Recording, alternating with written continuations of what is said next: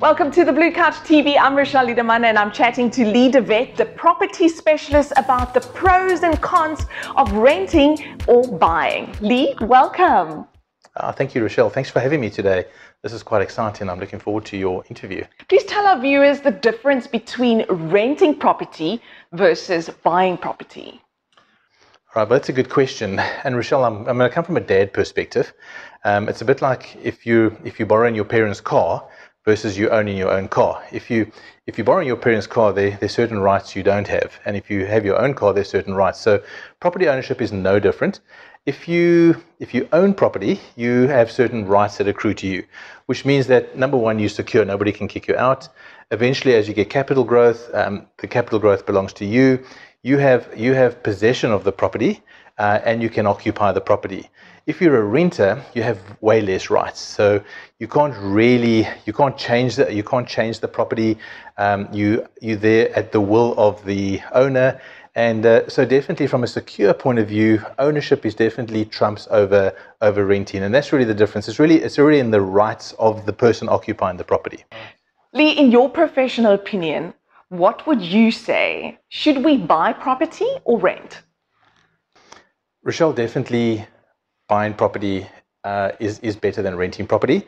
And there are a number of reasons. For example, the first and foremost reason should be if you own property, it attracts capital growth. So whatever you purchased for the price for this year, next year it's going to be worth more.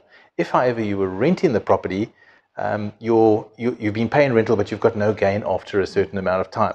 So definitely, I highly recommend that our viewers look at buying property versus renting property.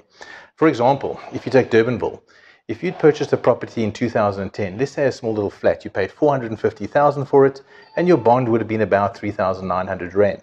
After 10 years, which is approximately now, that same property is worth 950,000, and you're still paying the same amount on your bond, about 3,900. If you'd rented that property for 3,900, you'd be paying about 8,000 Rand now, and you'd have no benefit of the capital gain.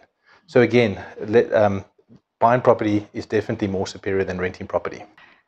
But where do we start the journey to purchase property? Yeah, that's a good question. That's the question my daughters often ask me. The first thing I'd recommend to all buyers out there, especially the young buyers, is start to save money. Firstly, commit to wanting to buy. You must want to buy versus renting. You've got to understand the differences.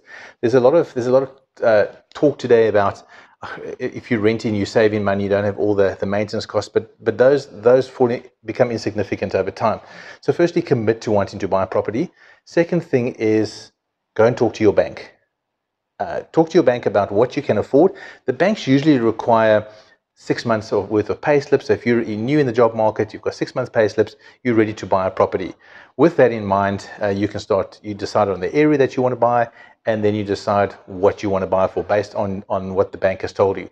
So for example, if you can buy for R1 million, you've got a certificate, you start looking at R1 million properties or R1 million flats. Now that sounds a lot today, but believe me, in 10 years from now, that's going to be a 5 or 6 million flat. So don't be afraid to go into the market now, because down the line you're going to benefit.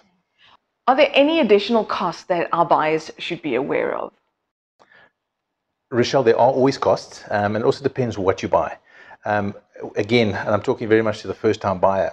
If you can buy now, buy new. A lot of your costs that are incurred in purchasing a property, if you buy new, are normally in the price of the property you pay if you buy new. So, for example, you don't pay transfer costs on a new development, which we have lots of. And if you go to the link below, our website below, you'll find a lot of our new developments that are available for you right now. So if you buy from a developer, you're going to be paying maybe just the bond registration fees, but not the transfer duties, because that's usually a VAT transaction. But if you buy secondhand, then you're going to end up paying both the transfer costs and the bond registration fees if you take out a bond. But remember, when you buy secondhand, there's a lot of value in secondhand property, so you get a lot more value, but there are the costs and the bond registration fee. So there are always costs involved.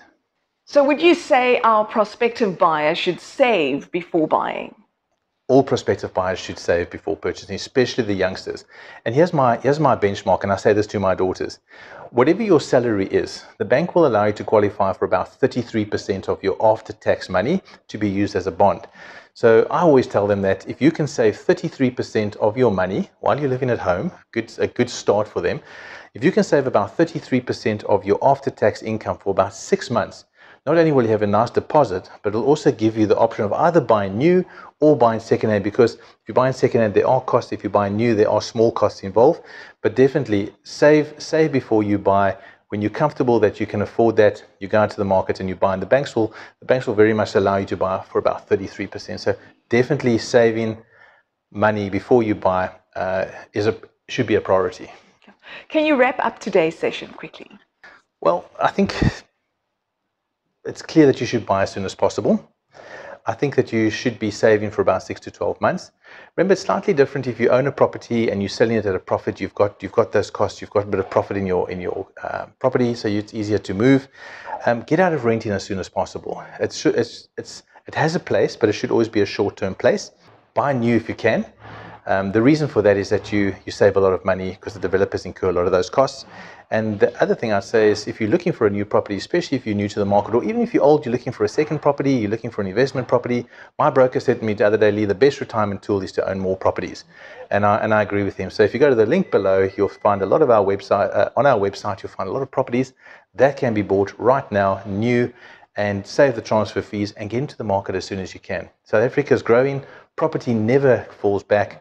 And it's a great investment. Leigh, I want to thank you. This was really informative, and I'm sure our viewers have learned a lot today. Thanks, Rouchelle. Great chatting to you too.